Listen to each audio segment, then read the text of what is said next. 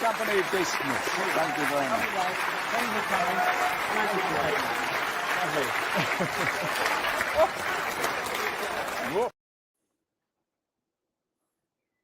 Well, hello and welcome to Sky Blue History Podcast. I'm Claudio, your slightly overexcitable tour guide through the twists and turns of Coventry City's history. But fear not, I'm not alone. With me, as always, is the man with the facts, the knowledge, and frankly, more wisdom than the library full of Rothman's yearbooks. It's Jim Brown. Evening, Jim. Very good. Good evening, Claudio. Good evening. Tonight we're diving into the world of record sales, players we've waved goodbye to, some for a song and others, well, you may say we can't believe we got that much for. Jim's also got a couple of great listener questions to tackle, one about 1962 friendly and the other on the legendary Sir Stanley Matthews. Of course, the transfer window is now officially wide open and we've signed a couple of new faces who in years to come might just earn a place in this very podcast and become part of what is truly, hopefully, will be a historic season. Evening, Jim, and shall Fingers we... crossed. Yeah, well, yeah, definitely fingers crossed. Shall we kick off with the two questions then? Yes. First of all, thank you to Keith Clifford, who sent me an email regarding, I'm sure he's my age group, because he remembers a Coventry City friendly in 1962 at Highfield Road against the Czech, well, they were Czech then, Slovan Bratislava. Now they're part of Slovakia, but yeah, they came to Coventry for a friendly. I presume they had winter breaks back then in a lot of European countries, and teams used to tour the UK. And Slovan came over. They played 3 friendly games: Birmingham City, Coventry City, and Crystal Palace.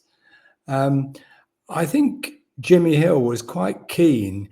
Let's not forget, he'd taken over the manager's position in November, very early days in his sort of regime.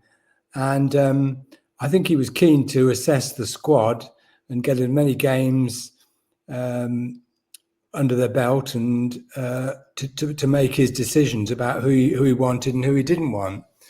And this was this was a Wednesday evening or Tuesday evening, actually, in the end of January. Slovan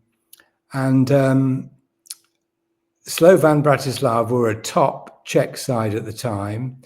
Their captain was actually a chap called Jan Popluhar, who was the centre half of the Czech national side, which went on to later in 1962 went to Chile World Cup finals, and Czechoslovakia got to the final before losing to Brazil, and quite a shock really, them reaching the final. And I think the goalkeeper for Slovan that night was a guy called Schroif, and I think he was the Czech goalkeeper in Chile as well. So Keith remembered we played Slovan, but he didn't know any details. So I can tell him that we played in our away kit that night. I've got a picture. I've got the match report in my scrapbook, and there is George Curtis. Can you see that? Yeah, I've got it. Yeah. Yeah, George Curtis shaking hands and exchanging pennants with Popluhar. And George has got the red away kit with a white V-neck collar. And City did very well. They beat, Czech top division side 2-1. Goals from Roy Dwight, who was uncle of Jimmy's first ever signing, the uncle of Reg Dwight, aka Elton John. Yeah. A guy called Valecki equalised for Slovan just after half time, and the winner 10 minutes from time by Albert McCann, better known as Albie, who was a diminutive midfield player who'd been signed from Luton the previous summer. Did I say the crowd? 8,044. Was that good or bad? Well, I think it wasn't bad for a midweek. It was a Monday night, actually. I'm getting mixed up. It was a Monday night in January. I don't think they could expect much more. The following Saturday, we played Shrewsbury Town in the league and had 8,800. So it was pretty good crowd, really. Yes, there would have been a curiosity because, of course, back in the 50s, Wolves started the famous European matches, didn't they? Which kind of paved the way to the European Cup, didn't it? And then, and a lot of sides were having these friendlies against foreign teams. So it's quite. It's the only time you get to see them because you wouldn't be on the telly, would they? That's absolutely right. But City had a lot of floodlit friendlies in the mid 50s. And they'd been quite well supported the first 6 months or so, but I think the sort of it wore off a bit, the glamour, and City about 58 time they stopped them. I think Third Lanark was one where they opened a new floodlights in 57, and the crowds had dwindled a bit for these games. But the most interesting thing, I think, if you look at the City lineup, there was only 4 players in that lineup who actually survived to the following season. That's interesting. George Curtis, obviously, Mick Kearns, and they both went on to make hundreds of more appearances. Roy Dwight did survive it, but didn't play much the following season. And the goalkeeper, Arthur Lightning, did survive it, but he was sold after one game the following season, I think. So Jimmy had the hatchet out the following season. The other one who did stay at the club afterwards was Ronnie Farmer. I think we've told the story before where Ronnie Farmer, he'd been injured for most of the first season that Jimmy was there, and didn't play many games. And Jimmy asked him to go, and they wanted to do a swap deal with Ards for Willie Humphries, and Ronnie Farmer said, "We haven't seen me play, Jimmy." A boss, I think he called him, and he brought him back for a couple of league games, and on the basis of that, gave him a new contract. All right. So yeah, I think it's an interesting historical thing, playing a foreign side at Highfield Road under floodlights, and as I said, it's Jimmy assessing that squad, seeing who he fancied. There were players, some of the players who disappeared before the following season. Billy Myerscough, Albie McCann was another one. Stuart Imlach, the Scottish international, Mike Grice, and Don Bennett, who was the man who played cricket for Middlesex in the summer and football for the Sky Blues in the winter. And that happened quite often, didn't it? You did get footballers doubling up, which is, I don't think they're allowed to do it now, are they? No, I think it stopped. It's too much to do, isn't it now? Yeah, I think Gary Lineker used to do it, didn't he, at one stage? Who, sorry? Gary Lineker apparently used to do it at one stage. It was ridiculous. Yeah. So thank you, Keith, for that great question. Gives us a chance to go down memory lane and look at that game. The other question I had was from Mike Larkin, a City fan, who said he was discussing with a friend who said that Stanley Matthews had played at Highfield Road for Stoke City reserves in the mid-60s. Right, this is not correct. I can tell you that City in the mid-60s didn't play Stoke City reserves because Stoke were in the Central League and City were in the Football Combination. You remember the combination was London and the South, and the Central League was the North Midlands and the North. And City didn't join the Central League till 1968, so they didn't play Stoke. Stanley Matthews' last game for Stoke City was in February 1965, and he did play reserve games that season, I know, but he retired at the end of 64-5 season, and never appeared at Highfield Road. But he did almost play at Highfield Road. I've got a programme for a game in 1945, January 1945, between an FA11 and the RAF. So this is like a representative game that played at Highfield Road, and the newspaper article on the lead up to the game was suggesting that the England selectors would be at the game, looking to select their team for a forthcoming wartime international. So players were very keen to impress the England selectors. No manager in those days. The team was picked by a bunch of old blazers. Anyway, Stanley Matthews was in the programme to play for the RAF because he did his he was in the RAF during the war. Sadly, his father died a couple of days before the game, and of course he had to pull out. But his name is in that programme. I've got that same programme, Jim. Have you? Yeah. It's just a four-page effort, isn't it? Yeah, that's interesting. Because I mean, I wouldn't have known that he didn't play because obviously his name's there, isn't it? Yeah. So, and they had some good players in that game. It was.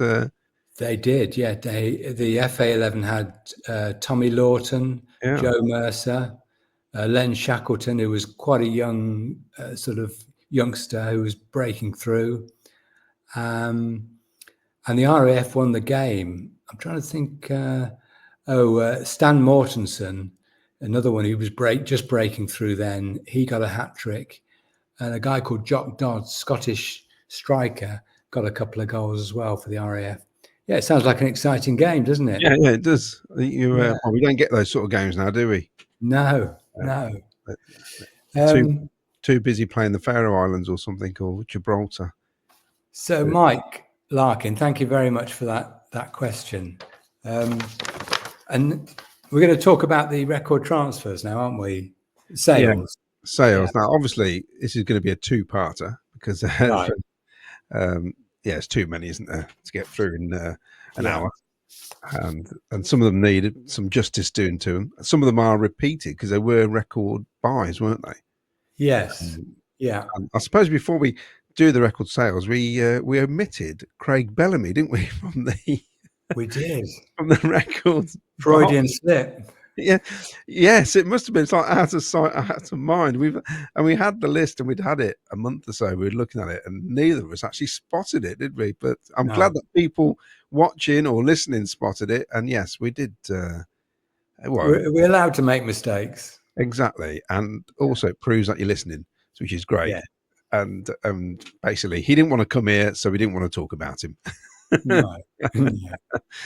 So record sales then, where do we start?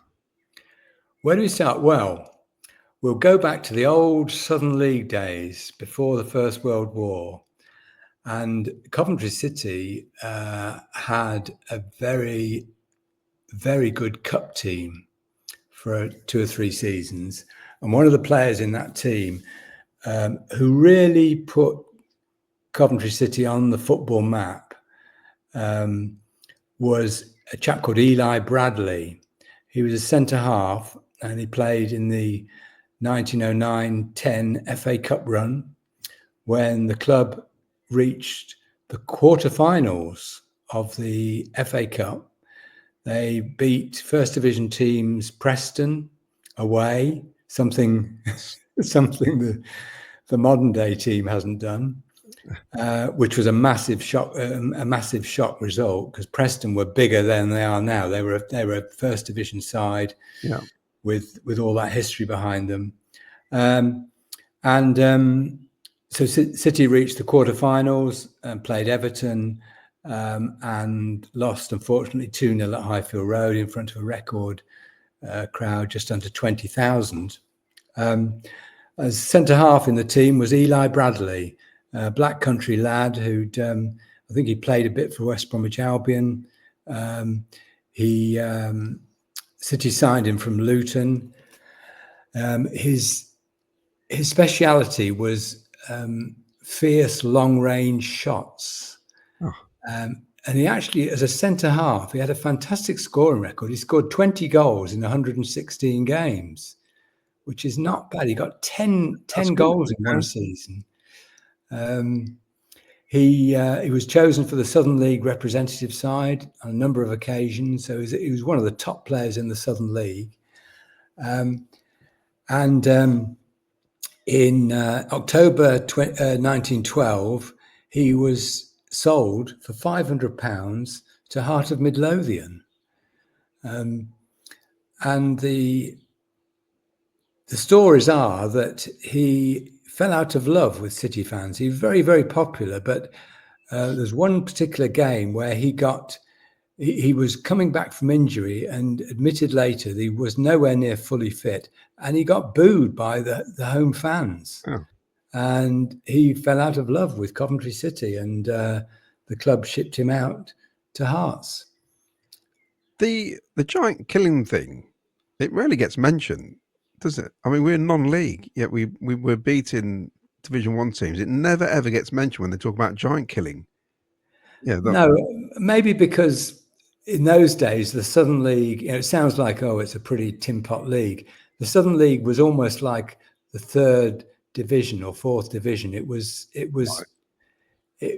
a good standard. All the sides in it at that time are now in the league. Teams like Brentford, Bournemouth, Queen's Park Rangers, even West Ham, and Tottenham were in it earlier in the century. So it wasn't a bad league, but a great achievement by the club. So what did he go for? What did we sell him for? Was it for £500? Right. I could afford him now, I think, just about. And I think at the time the British record was just under £2,000. Wow, so that's pretty good then. I mean, that's. I think so, yeah. And poor old Eli, he got injured the following season, and he had to retire. So Hearts didn't really get their money's worth. Yeah. And he was 30 years old when he left us, so maybe we did a good deal.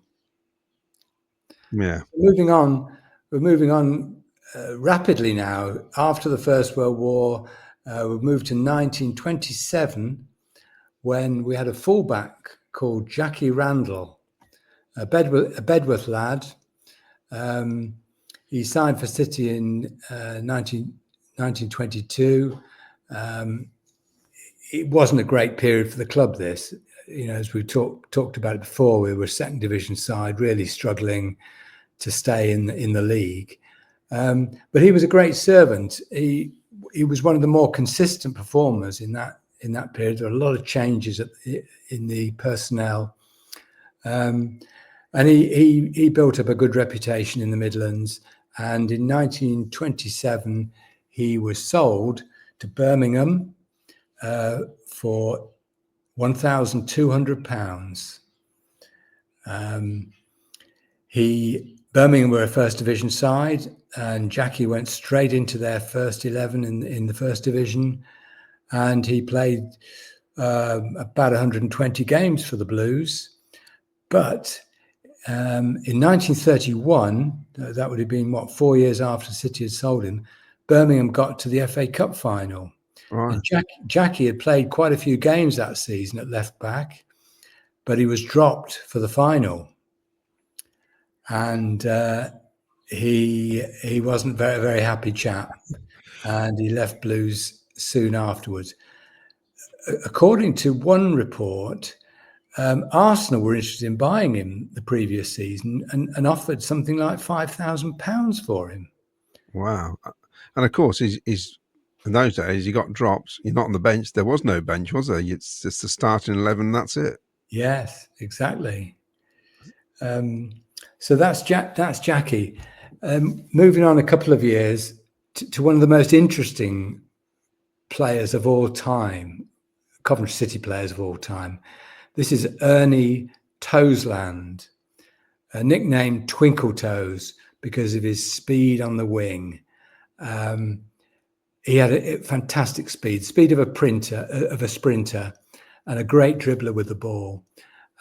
City had picked him up from a team called Higham Ferrers, who played against City's reserves in the United Counties League in those days, and they paid Higham Ferrers £50 for Twinkle Toes.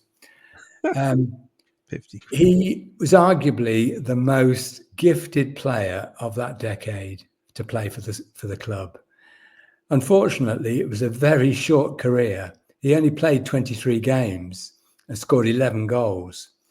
When he arrived at the club, his first reserve game, he broke his leg, and he was out for a year. When he came back, he just destroyed defences, and it wasn't long before the scouts were hovering over Highfield Road. Who is this young winger? And he was sold for £3,000. So Coventry made a profit of £2,950 in 23 games. That's impressive. Phenomenal. That is impressive. Yeah. And Toseland went to Manchester City, who were then a first division side. He had a fantastic career at Main Road. He played over 400 games for Manchester City, scored 75 goals. He in 1933 he got to the cup. They got to the cup final. He played at Wembley and picked up a runners-up medal. They were beaten by Everton. 4 years later, 1937, Manchester City won the First Division Championship. And Ernie was a virtual ever-present that season. Unfortunately, in 1938, they became the only team to get relegated the year after winning the title. Yeah, it was bizarre because the year they won the title, I think Man United were relegated, and then Man City got relegated and Man United got promoted.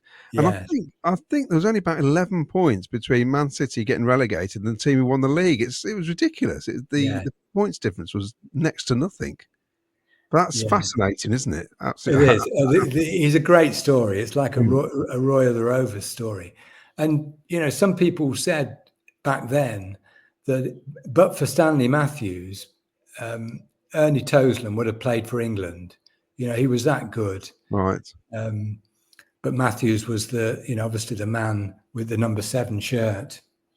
And like he says, you could only pick 11 players. So yeah, that was it.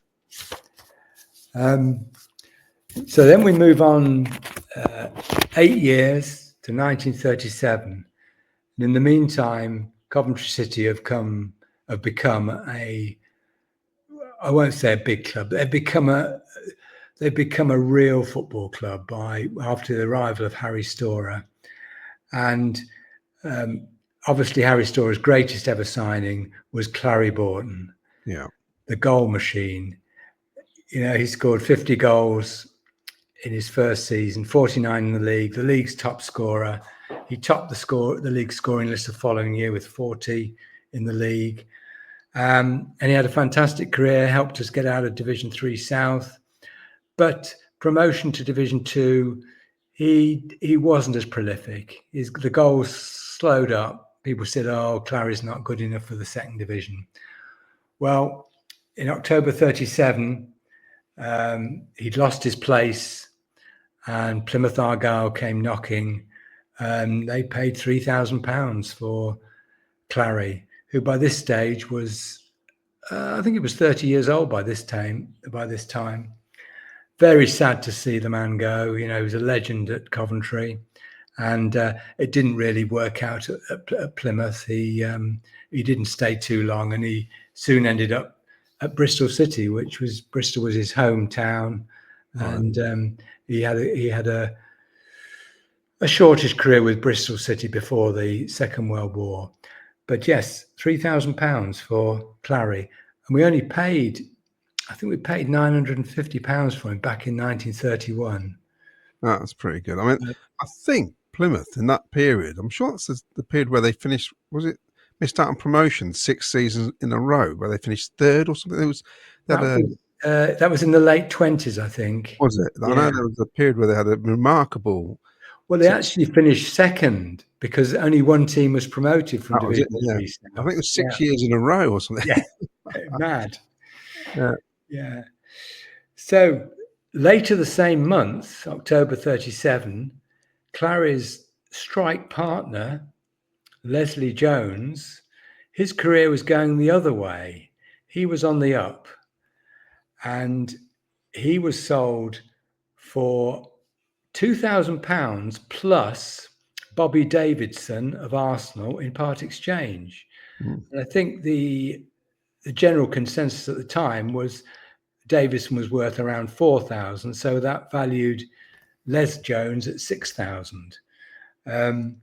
Joined the Gunners, you know, the biggest team in the country at the time. They were massive in the 1930s. And at the time, the British record transfer was only £10,000. It was too much for the city directors to turn down. And Les Jones was a phenomenal inside forward. He'd probably be like a number 10 these days, right, sitting just behind Borton. Although in those days it tended to be two strikers, but Les Jones would be the schemer.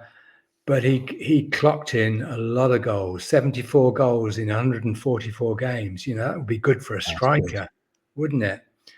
Yeah. Could do without now, Jim. Key member of the 36 promotion team, Welsh international. He went to Highbury and won the title in his first season. Fantastic. Yeah.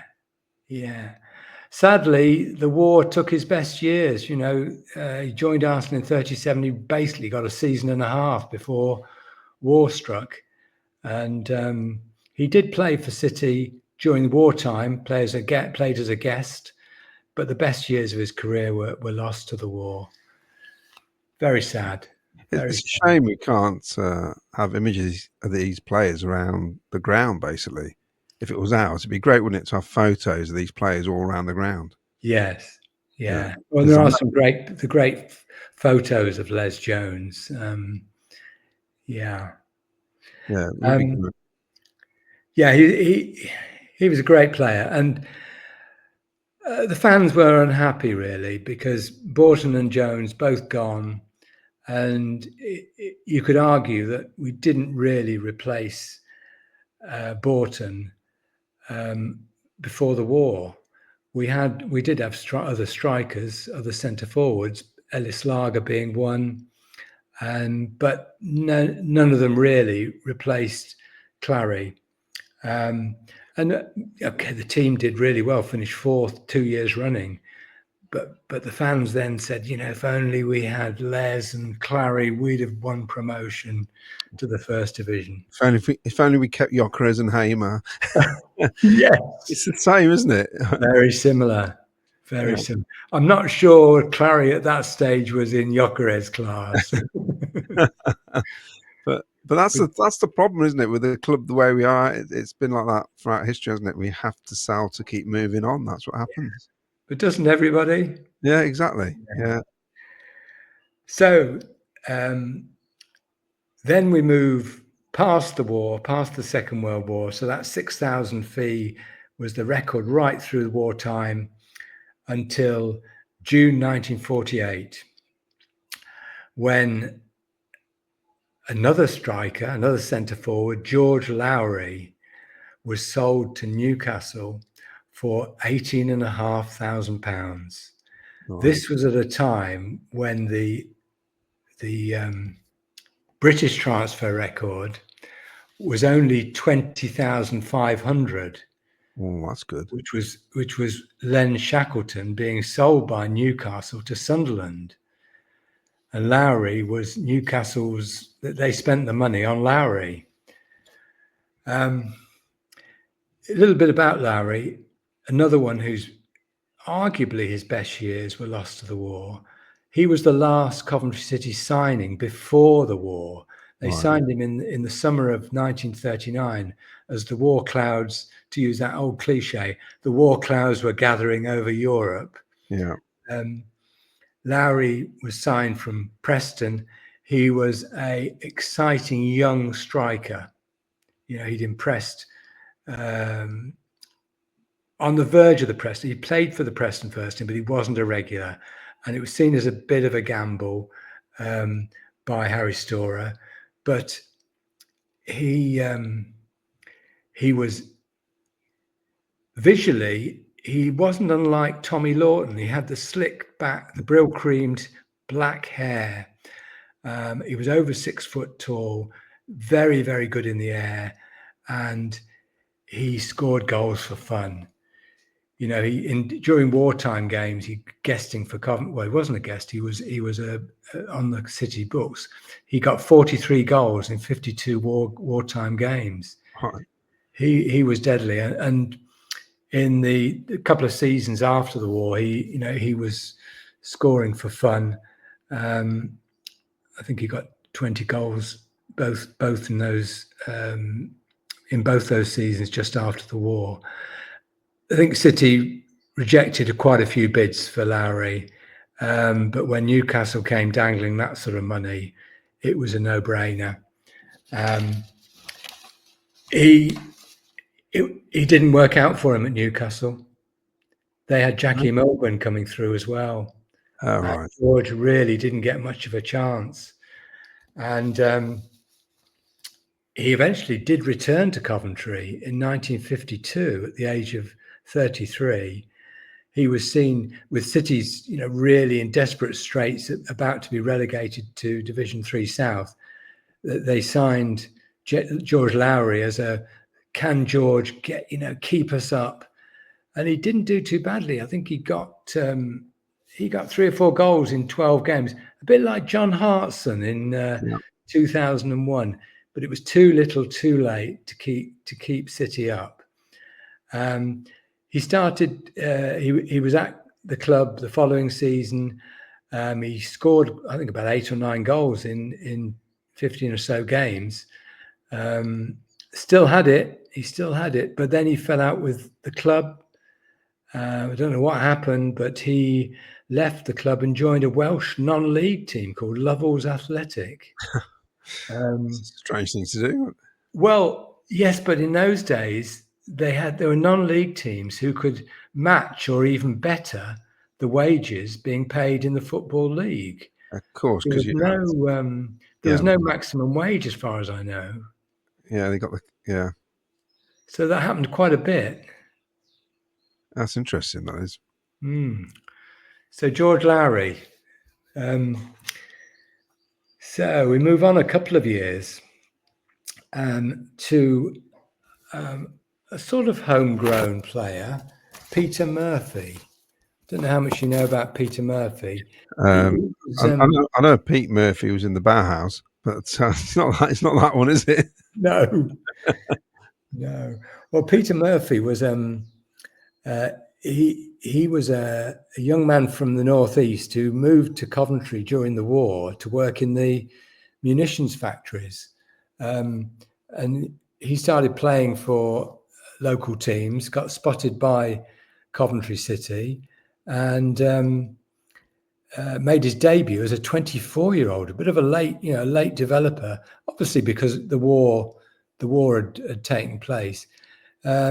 He was an impressive right winger. Took over from Plum Warner in the number 7 shirt, played about 120 games for the club, and in 1949-50 had a cracking season. Spurs came in for him. They'd just been promoted from the 2nd division. Spurs paid £20,000 for Murphy, which again was not far off the British record. 26,000 was the British record, which was at the time, I can't read my writing. Eddie Quigley was the British transfer record. So, like Les Jones, Peter Murphy won the league in his first season at Tottenham. Wow. So he did really well. But having said that, he didn't really settle in London. And after a couple of years, or less than a couple of years, he moved back to the Midlands when Harry Storer, now the Birmingham manager, signed him for the Blues. And he had 9 good seasons with the Blues, almost 300 games. He won promotion from 2nd division for them in 55, and they reached the FA Cup final in 56, the Troutman final. Murphy played, got a runners-up medal for that. And he carried on living in Coventry, a bit like Reg Matthews, transferred to a London club, but continued living in Coventry. Mm-hmm. And Peter was on the scouting staff under Jimmy Hill in the mid-60s. And by all accounts, a charming man. Excuse me. What's interesting here, I think when we did the record buys, I think I asked you the question, how do we manage to afford all these transfers? I can see now we actually sold quite a few players to close to the British records at the time. So we actually were making money as well. Yes. But we weren't actually spending as much as what we were selling the players for. We're actually, we're quite, I don't know how do you put it, thrifty, is that the right word? As a club, we didn't sort of appear to be wasting money. We got some and you've got to remember as well that the club had a very good, we call it these days academy. They had a very, very good youth scheme. They had the team called Modern Machines, who were the city's A team basically, which were young kids, local kids who played in the Coventry leagues. I think off the top of my head, they only lost 1 game in four seasons. Oh, that's very good. Yeah, and Reg Matthews came through that scheme, and Frank Austin, Lol Harvey, Jimmy Hill, not the Jimmy Hill, but the other Jimmy Hill. There were lots of them came through that route, and that saved the club a lot of money in transfer fees during the 50s, when obviously after relegation to the 3rd division, the gates tailed off and money was a lot tighter, and they had to sell basically every season to stay afloat. And one of those players they had to sell is the next one on our list, which is Reg Matthews. So good. We actually did a whole episode on him, didn't we? We did. A lovely man. A lovely man. And he was sold to Chelsea. It's a great story. As we've said before, he was a bit of a late developer. He'd been playing in the Modern Machine teams back in 47, 48 as a 14, 15-year-old. But he didn't get a regular place until 1954 when he was 21, 22. And he got his England, he was so good that he was picked for England under 23s after just 23 games for Coventry. Yeah. And he was a third division goalkeeper, you know. Within a year, he won his first England cap. He won 5 caps, never on the losing side. And it was obvious from the moment he was picked for England, the England full side, that Coventry wouldn't be able to keep him. And it was a matter of time. And when Reg lost his England place in October 56, after being made a bit of a scapegoat for a draw in Belfast, the offers started coming in and the bidding went up, and eventually Coventry couldn't resist Chelsea's offer of 22,500, which was a world record fee for a goalkeeper. You heard it here, folks. World record fee for a goalkeeper, Reg Matthews of Coventry City. Yeah. Yeah, amazing, isn't it? Yes. The actual British transfer record was only 35,000. So it just shows you we were getting good bucks for our players, weren't we? Yeah. I love the modern machines. I love that bit. That's a great name. Modern Machine Tools. It was a local tool manufacturer, Right. who sponsored the team. And that's how they just use it as a nickname, did they? Yeah, and they there wasn't a nickname; it was their name. Oh, right. But they were aligned with the club. Yes, and they wore the club shirts, and and they were, and there was a progression. You know, I suspect the majority would have been on schoolboy forms or on their apprentices at the club. Right, that's a good scheme. That it might catch on. Yes. So then we got a big gap, 10-year gap from 1956. Yeah, we were hopeless for a lot of it, weren't we? Until we got into the 60s. So we were. There weren't too many players up for grabs for record fees, was there? I suppose. No. There were a few controversial transfers. I think Gordon Nutt went to Arsenal for about £10,000, and Ray Sambrook went to Manchester City for, I think, 15,000. Just trying to think. Terry Bly would have been. I think he was about 15,000. Was there tribunals then? Was there, or was it? No, there wasn't. Between the two clubs. The club retained your registration, and if they didn't want you, they could ask a fee for you. Yeah. Or they could give you a free transfer. But if they thought there was any value in you, they wanted money. Yeah, that is all wrong, isn't it? Really, but there you go. That's why it's changed. Yeah. So in March 1966, probably the most controversial sale in the whole list, George Hudson. You know, this caused an earthquake in Coventry when Jimmy Hill accepted Northampton Town's bid of 29,000, I think it was, from First Division Northampton Town. That doesn't sound right, does it? No, not at all. So in today's, who would you, if a player was sold in the modern era, who would you compare it to, whether it's a player we sold or not? So if it's, because obviously he was a massive favourite, wasn't he, of the time? Yeah. So well, it would be like Victor, wouldn't it? Gyökeres. Yeah.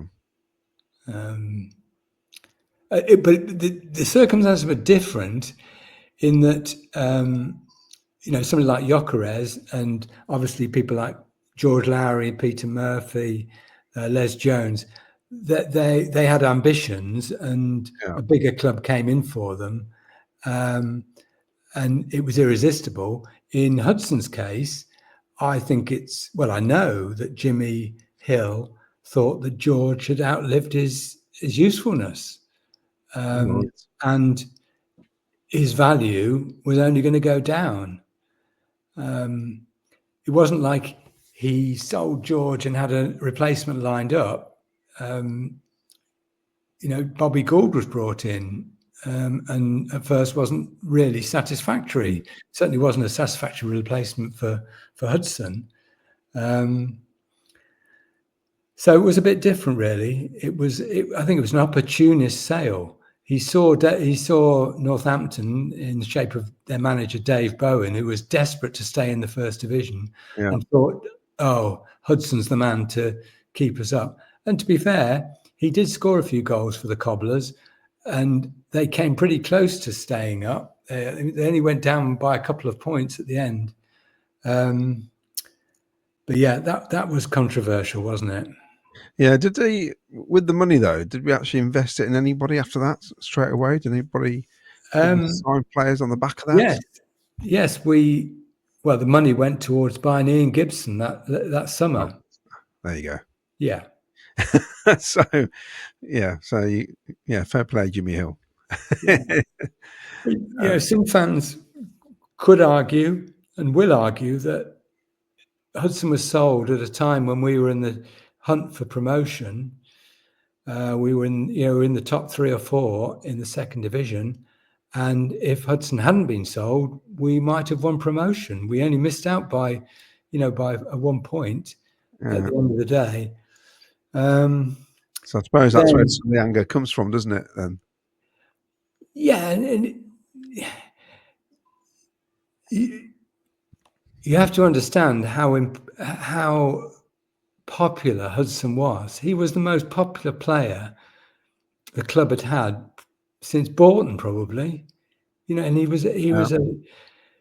scored a hat-trick on his debut. He was a legend from day one. And he was a genius with the ball. It wasn't like he was a big thuggish centre forward. He was a stylish. He was like Thierry Henry. Maybe not the pace of Henry, but in terms of skill level, Bergkamp maybe is a better right. likeness to George. So moving on. That summer, 1966, when we bought Ian Gibson, we'd obviously sold Hud. We sold Alan Harris for a club record 45,000. That's impressive. It is, isn't it? It is for a fullback. Is that Venables' right-hand man? Was he Venables' coach? Exactly. Yes. Later became his right-hand man at Barcelona and wherever else. Yeah, Tottenham. That's an incredible fee for him. Yeah, it's an interesting story. His because he was the elder brother of Ron Chopper Harris. At Chelsea, he came through the Chelsea youth scheme. He'd be a contemporary of John Sillett as well, and they had a dearth of good fullbacks in the early 60s, and Alan just didn't get enough games. He was behind Eddie McCready, who was Scottish international, and a guy called Ken Shellito, who was an England international. I guess this was Alan Dix, the ex-Chelsea player who was assistant to Jimmy Hill, used his connections and persuaded Alan to come from Chelsea in November '64. And he was a regular. He was an ever-present virtually from day one right through to when he left to go back to Chelsea. I think we paid 35,000, maybe 40,000 for him. Right. And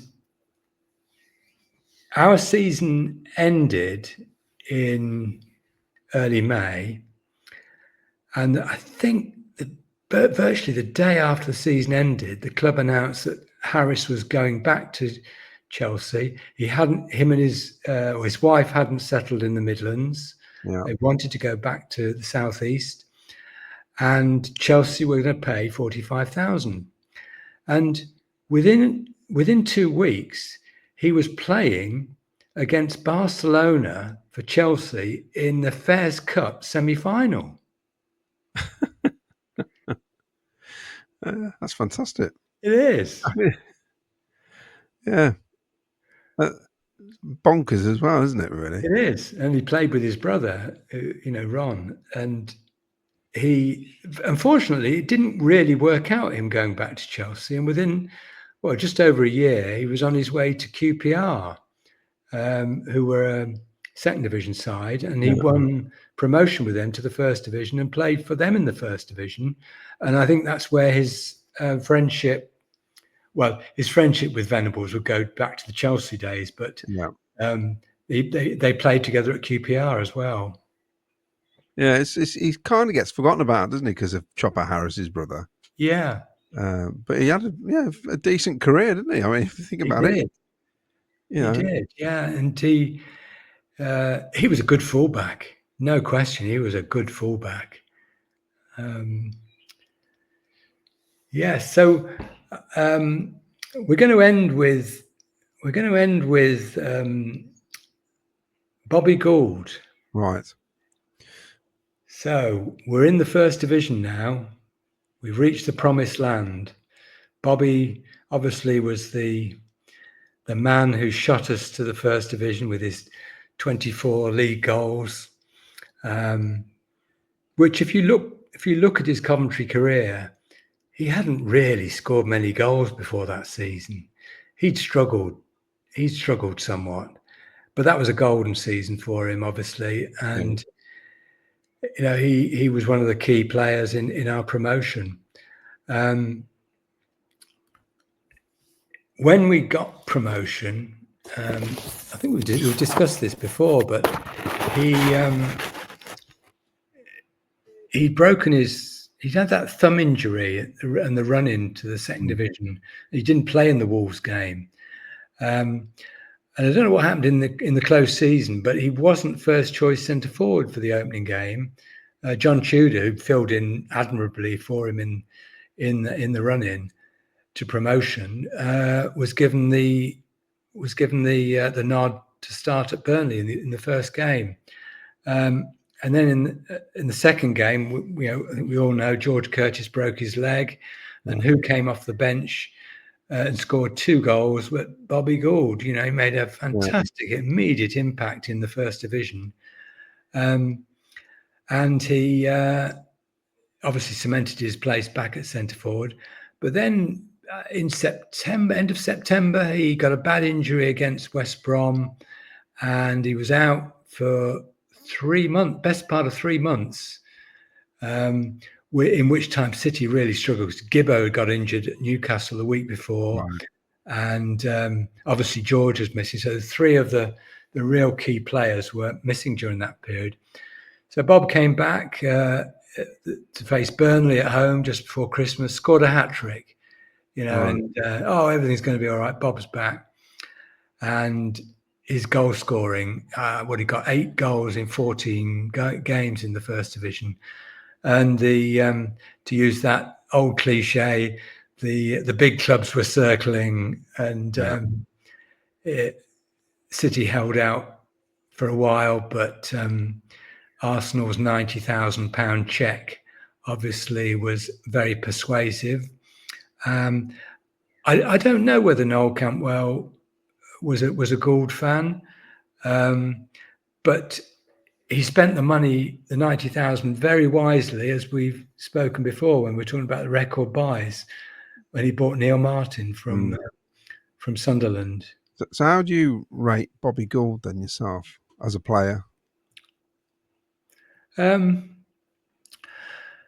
do I rate him? Well, in Coventry City terms, he was a key man in the promotion season. We wouldn't have got promoted without his goals. He was deadly. He wasn't everybody's cup of tea, though. In January of that season, he got pelters after the Newcastle Cup game because he missed 3 or 4 sitters. He was getting poisoned pen letters. Really? And somebody told me that when he walked through one of the bars after the Newcastle game, he got booed. Wow. And yet, 4 months later, he's helped us win promotion. He was a bit of a nomad after he left us. He didn't stay long at Arsenal. He went on to West Brom, to Wolves. I think he had two sessions with Wolves, didn't he? Yeah. Bristol City, West Ham. And he seemed to, he always seemed to have a really good start at his new clubs, and then it seemed to fizzle out a bit. But I liked him a lot. I think he's a really aggressive centre forward in the old school. I wish some of our modern day strikers had that sort of aggression, obviously controlled aggression. Yeah, I asked the question because I always find that when you got a local lad, the crowd always cut them a bit of slack. So I just wanted to know if he was genuinely a decent player, or because he's just a local boy, people sort of got behind Bobby Gould. Well, the problem, his biggest problem was he replaced Hudson. Right. That was his biggest problem. And it wasn't until the promotion season that the majority of fans really took to him. Yeah, that's always, well, we've known that in modern day with the likes of Robbie Keane and Craig Bellamy, what happens if it goes wrong, basically, which obviously it did with Bellamy, unlike Gould, who became, well, a hero of the Sky Blues, really. Yeah. So, I do wonder if we kept Gould and hadn't bought Neil Martin, would we have stayed up that first season? That's a big if, isn't it? Yeah. That's a big if. I've just been reading a book kindly given to me by Rob Mason, the Sunderland historian, who used to write a lot of the stuff for the Coventry programme. Very knowledgeable about football in general, but his book is called What If, and it's various chapters about Sunderland's history when something happened, and he questions what would have happened if it had been something different. It's a sliding doors moment, I guess. Yeah. And obviously he covers the 77 game between us and Bristol City, and puts his own interpretation on that, which I don't agree with, but there we are. But he does write about Neil Martin, and said that basically Sunderland's demise in the late 60s was down to them selling Neil Martin to Coventry. Which is what we said, didn't we, on here? Yeah. He asked the question, why did we sell Neil Martin to one of our relegation rivals? Yeah. He'd had a fantastic record at Sunderland. He was really, really popular, and we got a really good deal, I think. Yeah, well, it's a bit like getting Mick Ferguson back on loan from Birmingham, wasn't it? That time he scored 2 or 3 goals for us. We stayed up and Blues went down. So, yeah. We get lucky sometimes, don't we? We do sometimes. Yeah. So, what do you make of? We're going to end the show there at Bobby Gould. We've got loads. There's so many more in the second half of some real talent that we sold. Some fantastic players, bar one, of course, I can see on the list. But so what do you make then? Currently at the club, we've got the transfer window open. We've got a new guy in from Villa. And of course, we've had the chap from Granada. Oh, so many double barrel names now. I get mixed up which is the first name, which is the second name. But I think they both look like decent signings, don't they? They do, yeah, they do. I don't know much about the Spaniard, but I do remember the Kane. His name is Kane Kessler, isn't it? I do remember him playing for Preston last year and saying to my grandson, "God, this right back looks useful." And then I think he got a head injury, didn't he, and had to go off. Yeah. But apparently he was. Correct me if I'm wrong. He was Preston's Player of the Season. Yeah, he was. Yeah. Is it Kessler Kane? It's Kane Kessler Hayden, isn't it? That's it. We've got to get this right, haven't we? Now. Yeah. I heard his interview. He sounds like he's a Brummie, isn't he? Yeah. He's a Blues fan, from what I gather. Is he? Yeah, I think he's a Blues fan. But the interesting thing is, like the Spanish guy, because we're talking in the pub like you do, we're talking about it. Oh, he's a second division Spanish player. So yeah, but you wouldn't turn your nose up at a decent left back from the Championship, would you?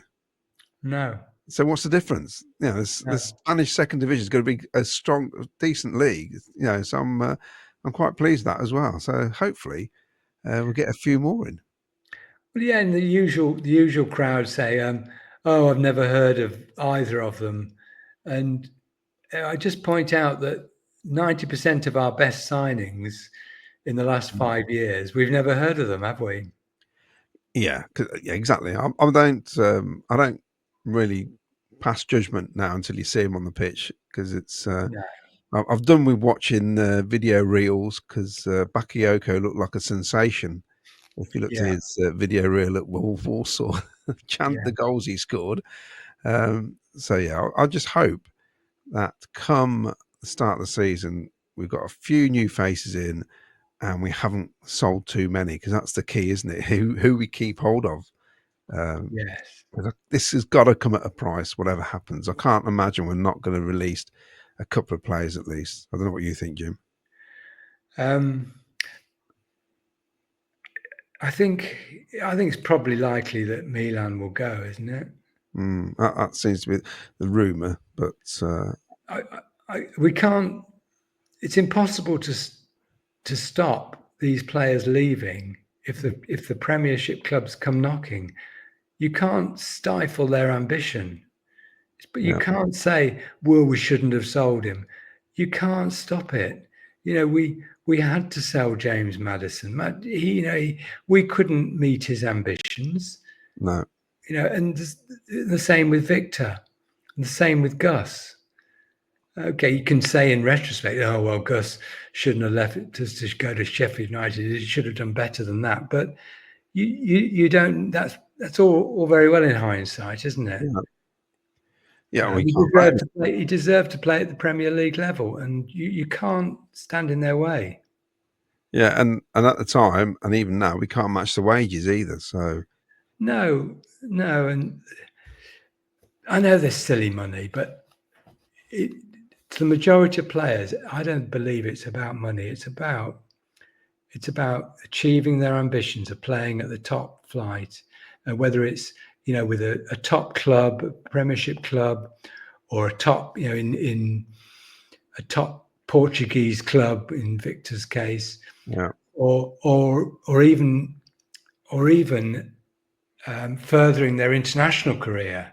yeah, You know, if Vic had stayed with us, would he have been playing for Sweden, a regular for Sweden now? I don't know. yeah. That's true. It's true. I just think we just have to realize it. It happens. It happens all the time. So Yeah, it's. I don't know why people are surprised. yeah, It's the nature of the beast, and we're not the only club. It happens to the biggest of clubs. yeah, So they have to move on. That's the way it is. I've enjoyed tonight. It's been interesting. Some really interesting stories there, especially Leslie Jones and Ernie Toseland, and even the very first Eli Bradley. Which yeah, £500 sounds like nothing now, doesn't it? Well, it does sound like nothing now, football in terms, but in those days would have been quite a fair bit. yeah. Um, if you could, little question for you then, before we go, if you could go into a time machine, um, where would you like to go in football in terms? Would there be a particular time you'd like to drop back into? 1936. Oh, that's easy, isn't it? Yeah, Can you imagine being in that record crowd at Villa for that game as well when they played yeah. it? I think it must have been fantastic, and being at the Luton game at Highfield Row and the 42,000, and the picture the following day of all the wooden barriers on the cot, like matchsticks on the ground, and seeing some of those players, Clary Borton, Les Jones, and George Mason, and going into the second division after all those years in the third division, and it was the club's strongest side in their history. I wouldn't mind going back to 1910 as well, though, to that FA Cup run. That must have been something else, wasn't it? Yeah, and also, I mean, when you started following the city in the 60s, I thought you were going to say 1910. No. I mean, it's only like 30. It's like us talking about the 90s now. I You know. So when you started following, it was almost felt like recent history. It's only 30 years before. So I can imagine. There would have been stories going around still by people who would have watched the team in the 30s.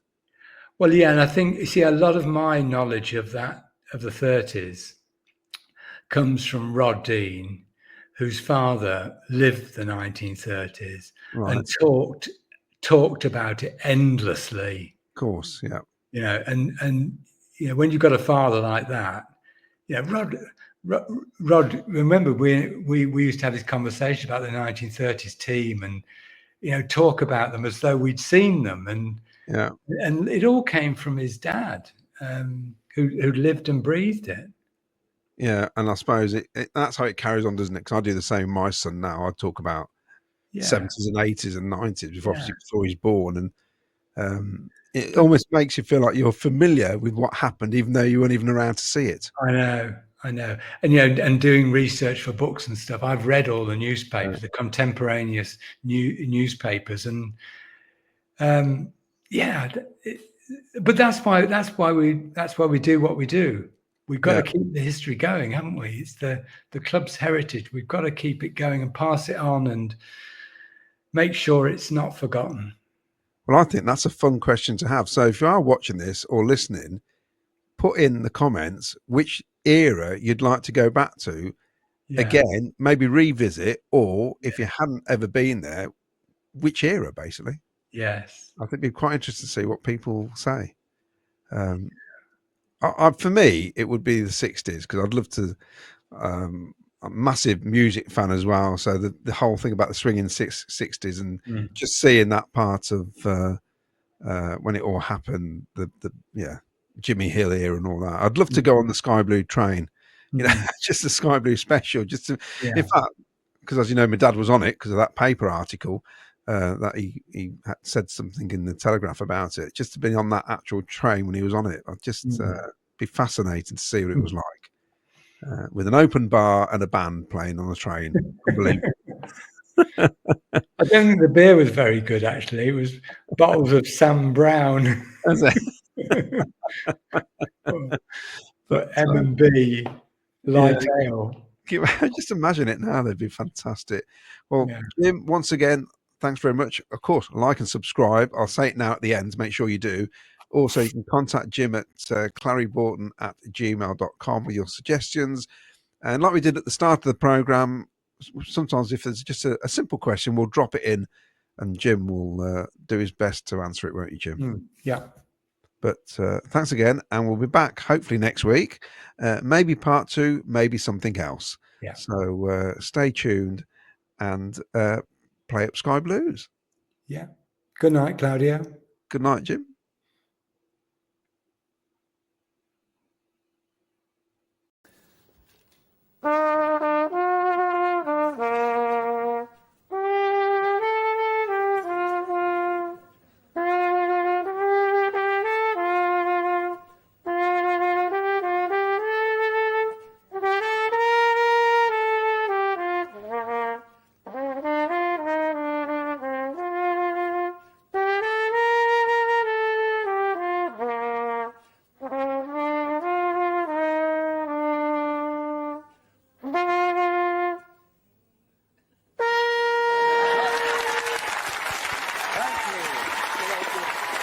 Radio Company dismissed. Thank you very much.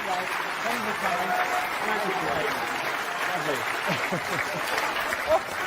coming.